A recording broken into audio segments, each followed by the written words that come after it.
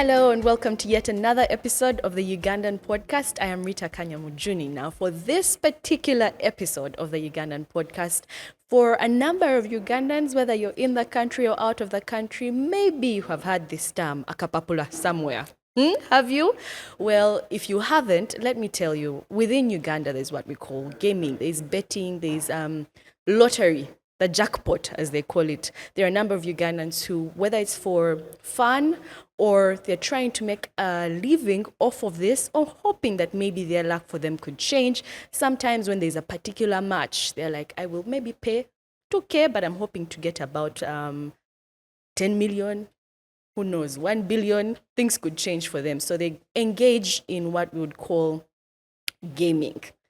And for that particular reason, the gaming and betting industry in Uganda has experienced a significant growth over the years. Now, in the recent years, this particular surge is driven by the increasing popularity of sports betting and the online gaming platforms and the expansion of betting shops. So for Ugandans who may be, whether you're in Kampala, whether you're maybe on your way up country, there are particular companies you have seen, and maybe you see a number of people getting into these places. I don't want to mention any particular company, kubanga no one is paying for this kalango as we call it.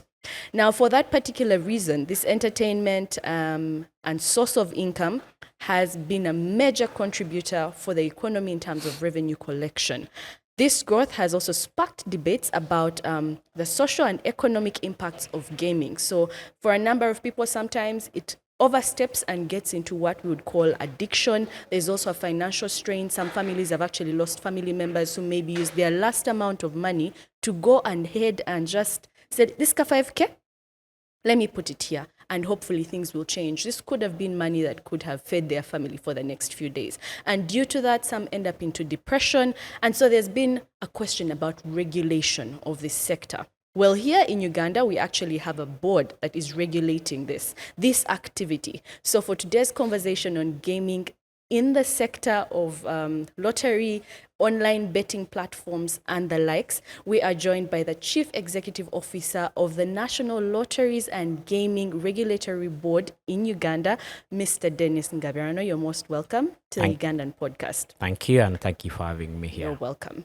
Now, one of the things I have mentioned is that across the country, wherever you are, maybe on your way out of the city, you will see a particular place where so many people are around.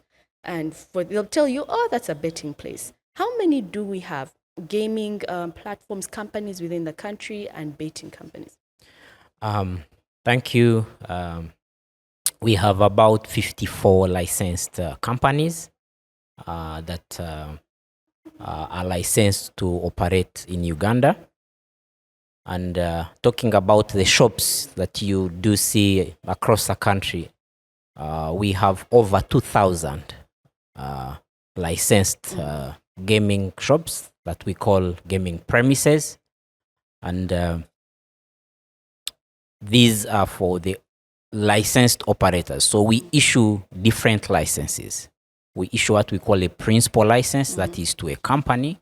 And then we issue what we call a certificate of suitability of premises. So that those are the shops that you see that are spread across the country. Okay. So in terms of numbers, we have over 2,000 premises licensed. Over 2,000 premises. And those are some that are just registered. Yes. So the chances of those numbers even growing is higher in the time to come. Yeah, but let's come back to the board. How does the board come into the gaming sector within the country? So the National Lotteries and Gaming Regulatory Board is a corporate body established by the National Lotteries and Gaming Act of 2016. And our mandate is to supervise the establishment, operation, and management of lotteries, casinos, and betting across the country. And most important, protecting the public against the adverse effects of gaming. Okay. And when we talk about those adverse effects, because you said most importantly that area, we'll be getting into it. But what you mentioned just a few minutes back about the different licenses that a company can get, how does one qualify for which particular license? So we have about 10 licenses that we issue. And we have a law in place, which is an act in place, which is the Lotteries and Gaming Act 2016, that basically lays out who gets a license and how. And it is supported by a set of 5 regulations, where in the regulations we have the licensing regulations. So basically, to summarize it all, we look at the financial capacity of an individual, of a company or an individual that is interested, the experience, and the tools that you're going to put in place to ensure that you protect the panthers. So the players in the gaming world, we call them panthers. Yeah. What would be the lowest license that one can get? Or what would qualify me? What do I need to have? Because there's someone who's saying, if this particular area in the economy is booming, perhaps there's an opportunity for me there. So what would be the lowest? So if I'm to determine the lowest, I would maybe determine it using the minimum capital requirements that one needs to get a license. For example, to get a casino license, your minimum capital requirement is 1 billion. And if you're to offer bingo or pool betting license, your minimum capital is 200 million. So it depends on a number of factors. But if I'm to bring it down to your question, I would look at the minimum capital of running a certain license. Okay. And for all the 2,000 that you have, what is the process usually for obtaining this license? Where do they start from? So it starts with the company getting what we call a principal license. So a registered company gets a license. Then after it gets a license, it applies for what we would call premise licenses. So once they apply, we have a set of conditions that you must fulfill. So we look at where the shop is situated. Currently, the guidelines stipulate that it should be at least 100 meters away from a school, a hospital, or a government office. And it should be about 30 square meters. And it should have places of convenience. So there is quite a number of conditions you must fulfill. So we send out a team of inspectors to do inspect and evaluate if the premise meets the requirements, and then it is licensed. Okay. Now, this conversation, for those who are listening or watching, you're wondering where are we starting from the end of just getting the company set up? Because before you can be a player or before you can take part in the gaming sector, there are a number of things that come into play. Now, taking a look at the player or the punter, as you have said, when it comes to the player, what do you think maybe this particular economy, why is it booming and where does the player come into it? I think one of the reasons why this sector is booming is technology. This is an ICT-led sector. And what we have in the country, I would say, is a young, tech-hungry youth who are so passionate about technology. And of course, with about now 80% of our operators operating online, then it's easy for the Ugandans to access these games. And of course, the hope of I'll put 1,000 and get 10,000 is one of the biggest drivers of How why often people. does it happen that someone puts in that 1,000, gets the 10 million? What are the odds? Because within gaming, the odds are really what? Yeah, gaming is it's a game of chance. And if I'm to relate with the numbers that we have for the last financial year, the total stakes in the sector stand at 4.3 trillion Ugandan shillings. And out of the 4.3 trillion, about 3.8 were payouts, meaning the Panthers took home about 3.8. Those are the statistics I have. So, but I'm not saying this is a source of income. This I need to clarify. Speaking from where you started from, this is a leisure activity. It is not a source of income. It's not a money-making venture. It's just purely entertainment.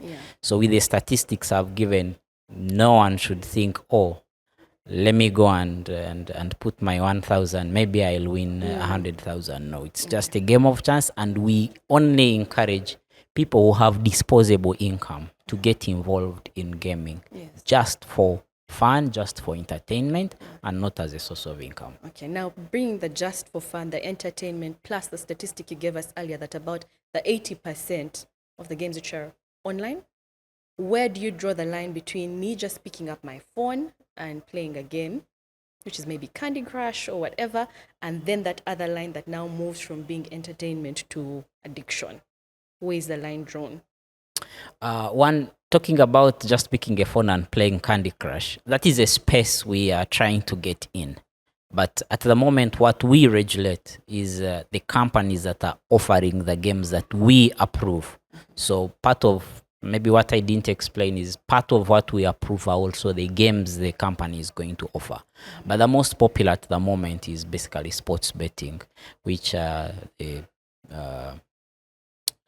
football leagues, or what we call the football markets, the English Premiership, Bundesliga, Serie A.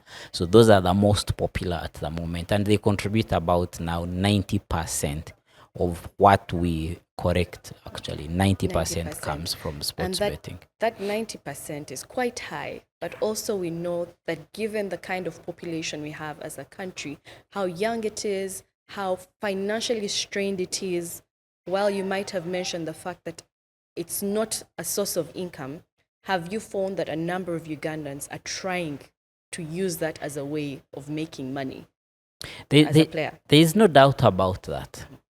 From our assessment and during our inspections and interactions we've had with these young people betting, they are just there to make money. They are not there to just have fun.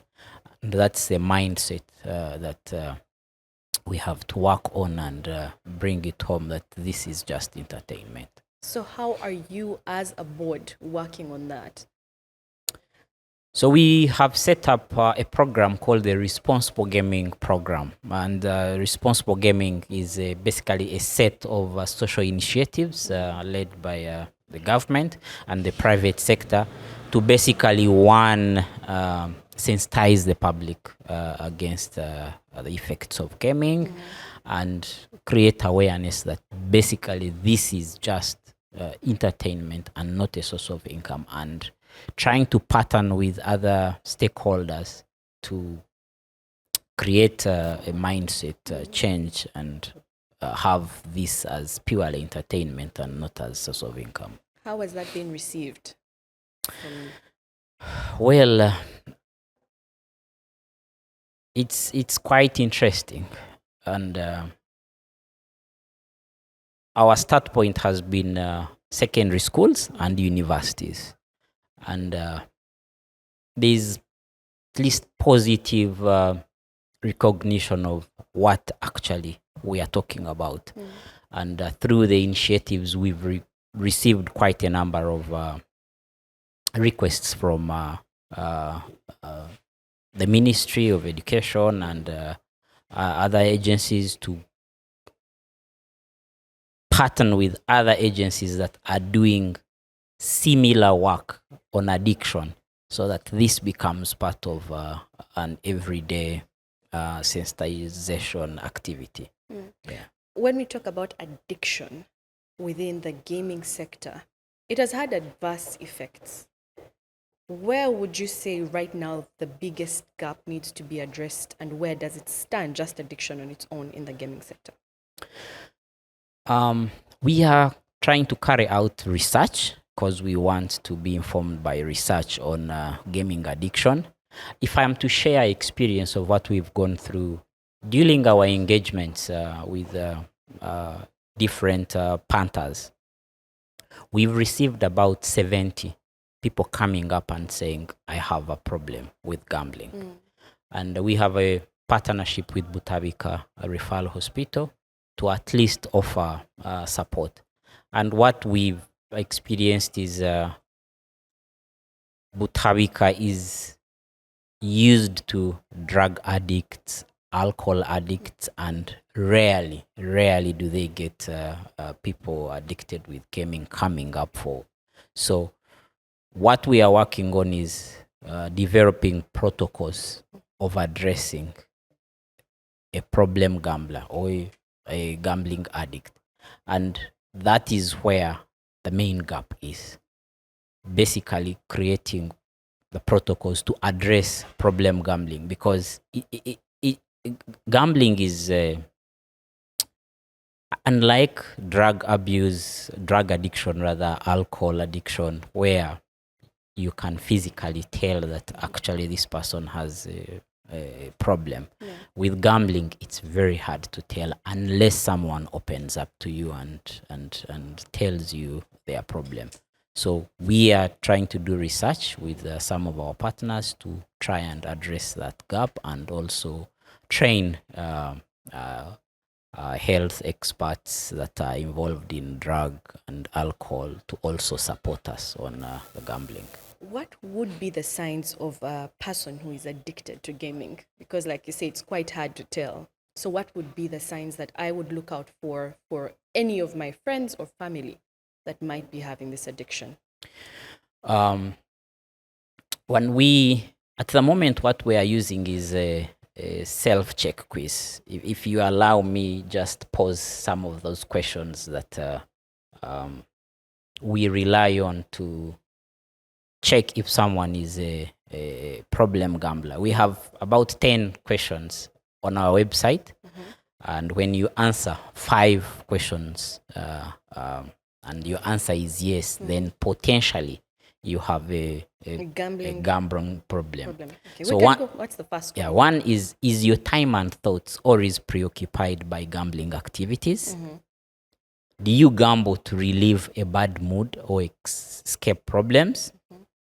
Do you increase amount of money to gamble in order to win what you lost previously? Do you chase after your losses? Have you ever lied to anyone about your gambling behavior? Has your gambling behavior caused damaging consequences in your family, workplace, school, or social life? Have you unsuccessfully tried to stop gambling behavior? Do you feel restless and irritable when you try to cut or stop your gambling behavior? Have you borrowed or asked others for money to gamble? Have you ever done something illegal to get money to gamble or pay gambling debts? So if you answer yes to 5 or more questions, then potentially you have a gambling problem. And when you answer 5 questions and the answer is yes, we get an alert, and the responsible gaming team reaches out to you, and we invite you for a session to find out if we are to refer you to the experts. Okay, so meaning if there is a Ugandan who's watching or listening, they can just go to the website. That questionnaire is there. Yeah, sure.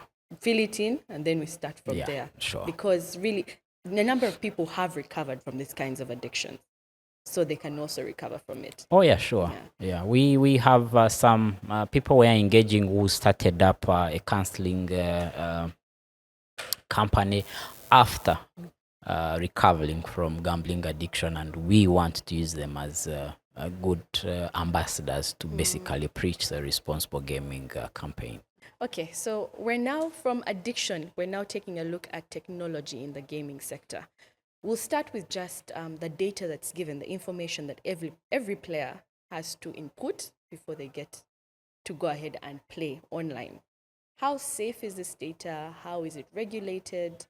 Where's the end game of this data? Yeah, I'd like to start with one saying that as a board, our vision is a technologically driven, revenue-generating sector free from adverse effects. And definitely we put technology at the center of regulating this sector.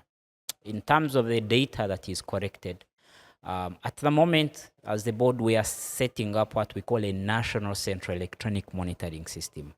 And this is a requirement of the law. The Act Section 61 mandates us to establish and maintain a central monitoring system for purposes of monitoring significant events that do occur on operator systems.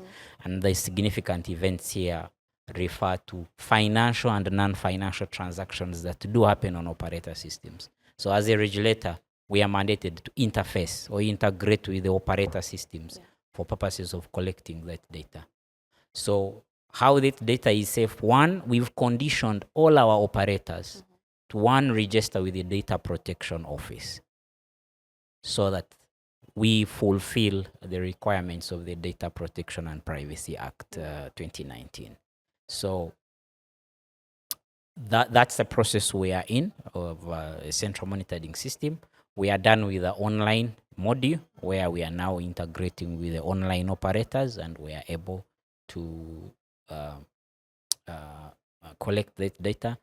And of course, we are doing that in line with the Data Protection and Privacy Act to ensure that that data is safe. Still with technology, let's take a look at the new applications that are coming up, that artificial intelligence. How is the artificial intelligence being considered when it comes to the gaming sector and technology, and what effects could it possibly have on the gaming sector in Uganda? What we've realized at the moment is some punters are using AI-enabled apps to use them on predictions. And it's quite an interesting space. But as a regulator, we are working with the International Gaming Standards Association, which is at the moment has set up a team to develop a standard on the ethical use of AI in gaming. Because, I mean,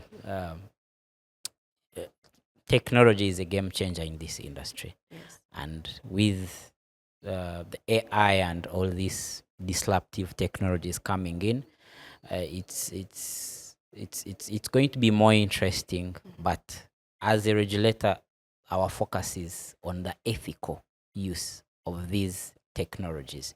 So we, at the moment, engaging with the Gaming Standards Association that we do collaborate with to basically see how this AI is introduced in the industry, especially in Uganda. Where do you see AI taking the gaming sector in Uganda, if we're to look at maybe 5 years, 3 years from now? One, I think any operator who will not leverage on such a technology will be left behind. Because, for example, after COVID, about 75% of our operators went online. So with the introduction of AI that can be used for marketing, for all sorts of initiatives, definitely we are seeing that it will be a major push, a major focus to rely on in offering the services they do offer. Okay. And will the players have an advantage? Will they not?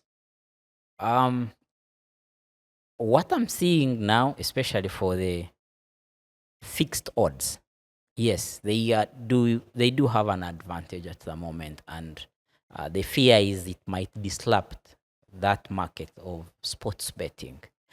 So in gaming, we have two categories. We have the fixed odds, our normal sports betting, like a popular you mentioned, of Arsenal, Man U, and their odds. Then we have what we call RNG-based games. They're random number generator games. So I think at the moment what I'm seeing AI impacting in favor of the Panthers is the fixed odds, where they are relying on some AI-enabled apps to do the predictions to their advantage. So again, like I'm saying, working with the Standards Association to develop standards on ethical use of AI is our major focus as a gaming industry. Okay. Yeah. Well, when we come back now to the companies, we've talked about the player, but back to the companies. As a board, as much as a company is given the license to operate, there are also conditions within which you can pull that license, revoke that license. What would be some of these areas? One, if you issued, for example, a casino license, you can't now go and offer lottery games. So the license that has been issued should be used for the purpose it's been used. Two, we have some regulations like the minimum capital. So you must maintain a certain minimum capital to ensure that you are able to pay off pantas. And so if you go below and we issue corrective measures and you still can't match up the capital, then your license is revoked. Or if you get involved in criminal activities, because we look at the character of the person behind the company. So if that happens, then definitely the license gets revoked. Or if you fail to fulfill the mandates as provided in the law, like paying taxes, and then your license can be revoked. Yeah. So as much as there are wins, profits, there's also how one is expected to behave throughout. I know that there is a way within which a license is renewed, and what ways are those? How often does a company require to get a license? So our law provides that a license is renewed annually. So we renew a license 2 months before the expiry. So every license we issue expires on the 31st of December in the year in which it has been issued. So one, we focus on, of course, the compliance. How compliant have you been throughout the year? And we basically have a set criteria to ensure that you are fit and proper to continue operating your license. Yeah. Okay. Looking at the evolution of the gaming sector, like you rightly put, COVID changed a number of things. So from 2020 as a country, some things never went back to what we knew them as. One of them being how, from being a physical location, these gaming companies went online. So what ways was the board, or is the board handling the change, the online change, the virtual realities, the virtual reality of maybe the casinos, also the online betting? How has the board adjusted to that? Yeah, so at the moment, we are doing a comprehensive review of our law with the focus on amending the law. And what majorly is driving the amendment is the online space that we are seeing being the most suitable to offer these gambling activities. So, but as the board, also we've restructured our entity, where, for example, under the compliance department, we've introduced a unit that is going to specialize on ICT compliance, so that we are able to effectively regulate the sector, given that it's an ICT-led sector, and mostly all operators are moving online. Even the land-based operators are relying on technology to offer. The only difference is that maybe as a marketing tool, they want to establish premises across the country for visibility.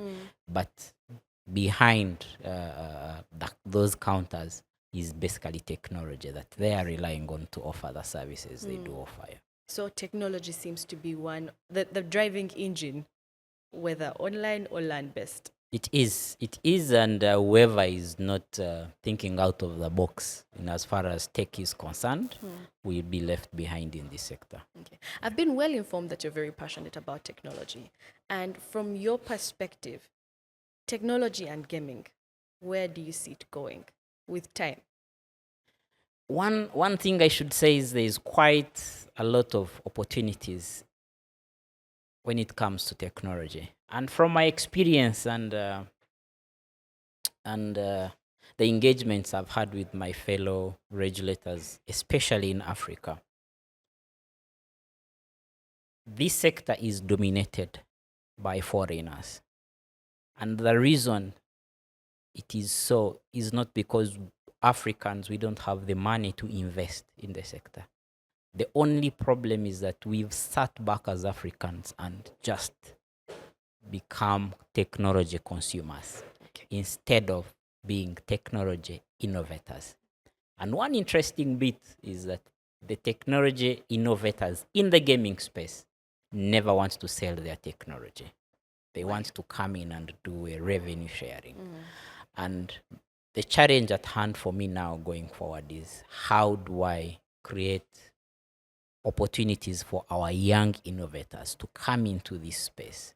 Because I had an engagement with one of the biggest manufacturer of gaming equipment, whose idea was to come set shop here and get young innovators to develop our local games and offer them on slot machines, which is something very interesting and something I would really want to interest to our young innovators to come on board and see how they can benefit from this sector. So basically, this sector is all about technology. Yes. And as a gaming board, our focus is also technology to ensure that we regulate using technology. We offer all our services, our processes using technology. So it's how creative and innovative we will be that will determine one, the opportunities, but also our effectiveness in ensuring that we regulate the sector. Okay. And I know that as a country, Uganda, when it comes to the African continent, in terms of gaming, has been giving benchmarking for some countries.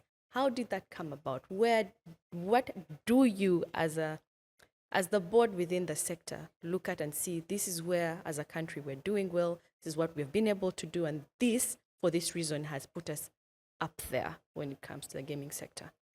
Yeah. Talking about that, it's been an interesting year where we've received about 4 countries come to Uganda to benchmark and share ideas. We hosted Botswana, we hosted Tanzania, we hosted Malawi, and we hosted Namibia.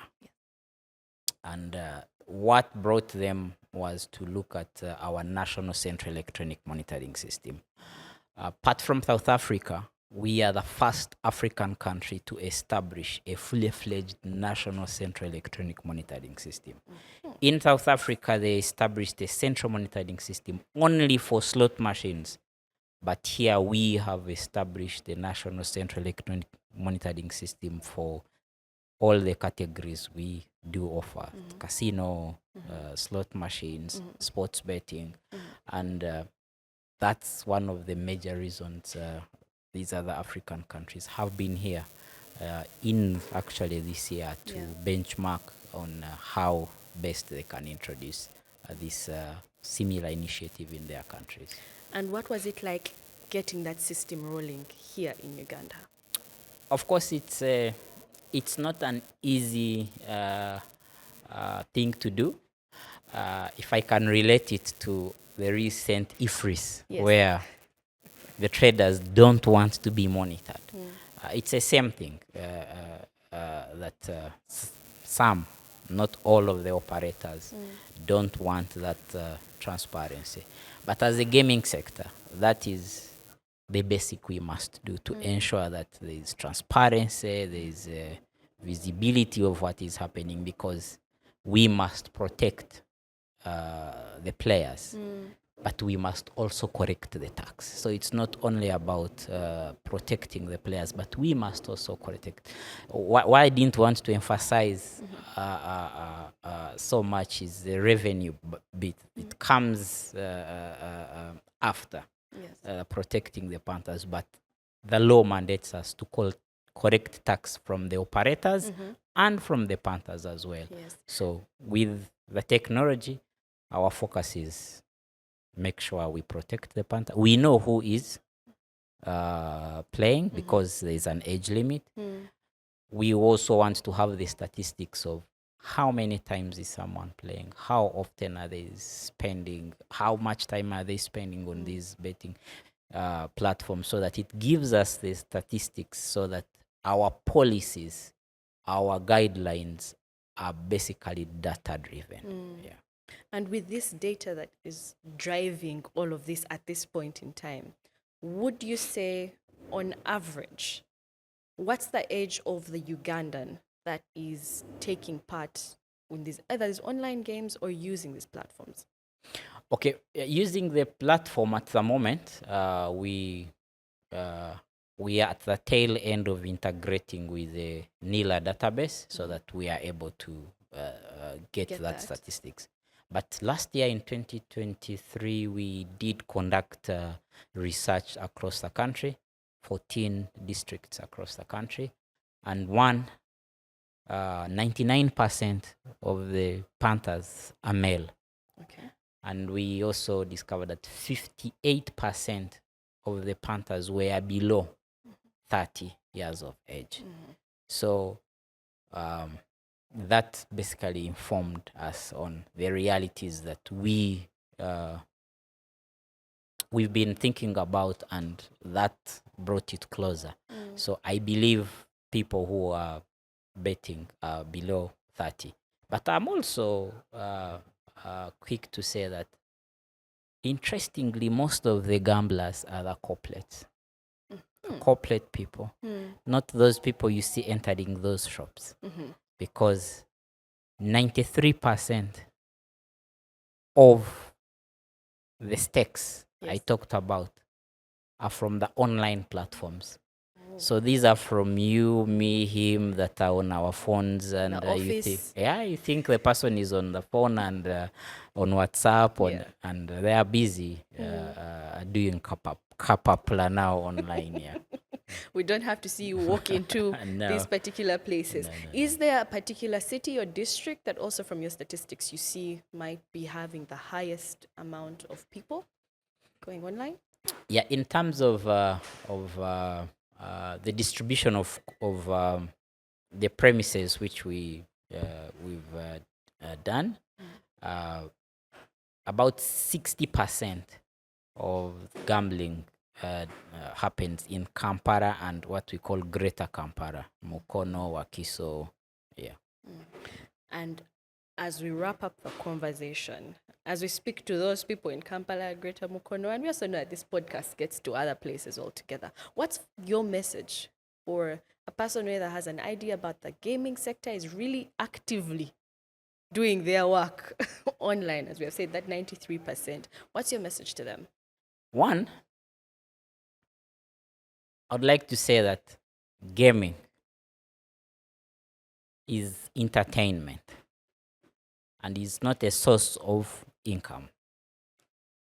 Bet with what you can afford to lose. And in case you have a gaming problem, having answered some of our questions, please feel free to reach out to us if you have a problem, because we have made partnerships with a number of counselors and we will offer support so that we can rehabilitate you. But I'm quick to say, gaming is a game of chance. There's a song I like when I talk about responsible gaming. It's called The Gambler. And there's a part that says, every hand is a winner and every hand is a loser. So you must know what to throw in, you must know what to keep. Otherwise, you will hope to die in your sleep. So we don't want people to sit back and hope to die in their sleep when we can actually offer the support. So we encourage those who bet to bet responsibly. And we're also quick to say that betting is for people above 25 years of age. So please bet responsibly. And in case of any problem, please reach out to us. We'll be able to offer the support that you need. Okay. On that, just to hold you there, what is betting responsibly? I think that usually is not well defined. So betting responsibly is set the limits. If you're to bet, you first invest, save, and use the disposable income. The same way you would go to the bar and buy a glass of wine to make yourself happy after you've invested, after you've saved. That is betting responsibly, because you've taken care of the other needs, the daily needs, and you have some disposable income. Setting the time limits. How much time do you spend on these betting platforms? At least do it once a week. At least once a week. Like, okay. Not every day. Yeah, because what we see is every day people are on these betting sites. You know, the most popular betting activity here is this English Premiership, which do happen on a weekend. But of course, we have these online companies that offer the RNG-based games, the casino games. They are available 24/7. So you find someone on the phone, on the laptop, and all they are doing is betting. So if I say bet responsibly, is set the limit, set the amount of money you're going to spend. And this we are also now leveraging on technology to ensure that the companies provide tools for people to, one, set the limits, set the time they can spend on the platforms, but also set there's a tool that we call self-exclusion. If I think I am losing, then I can self-exclude for a given period of time, say a month or 2 months, so that I can first settle, and if I'm interested, I come back. So betting responsibly is basically watching your behavior as you bet. How often, how much do you spend? So you must be careful. All those aspects. All right. And of course, there's one last question. Usually how, I don't want to be there again and says, oh, but before we go, then you say another thing. But I'll ask this. A number of times when we see someone has won about 10 million or 15 million, it's automatic that we think that the person is going home with this amount. And you had mentioned that there's also a particular percentage that is taken off a winner's winning or earning at that point. How much is that? So we have two categories in this industry, the betting category and the gaming. So in the betting, that's where we have the sports betting. So we take 15% of what you have won in betting. And then the company, we take 20% after the payouts. Then for the gaming sector now, which is the casino, the national lottery, we only take 30% off the operator after payouts. So for the punters that win in casinos and national lottery, we don't take any percentage of them. It's only on the betting side where we take 15%. Yeah. Okay. All right. Now, away from the gaming that we know of or we have been speaking about these past few minutes, on the Ugandan podcast, we usually like to know how Ugandan you are as the person that we are hosting.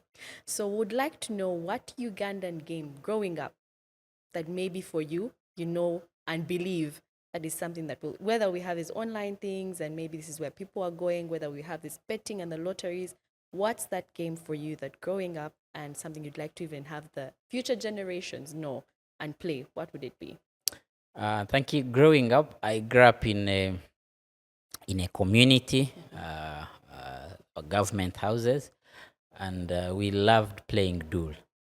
So it's that one game that I would love to see our young innovators here develop and is offered on these gaming sites and gaming machines.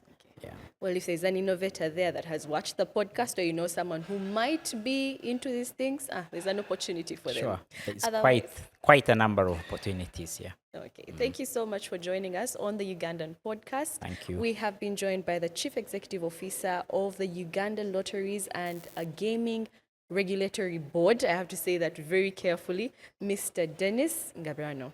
Thank you. Thank you. Yeah. So make sure to subscribe, share, and also you could make sure you get someone to listen into the podcast or watch. Remember that betting is addictive and you should play responsibly. From us to you, till the next episode, keep it Ugandan.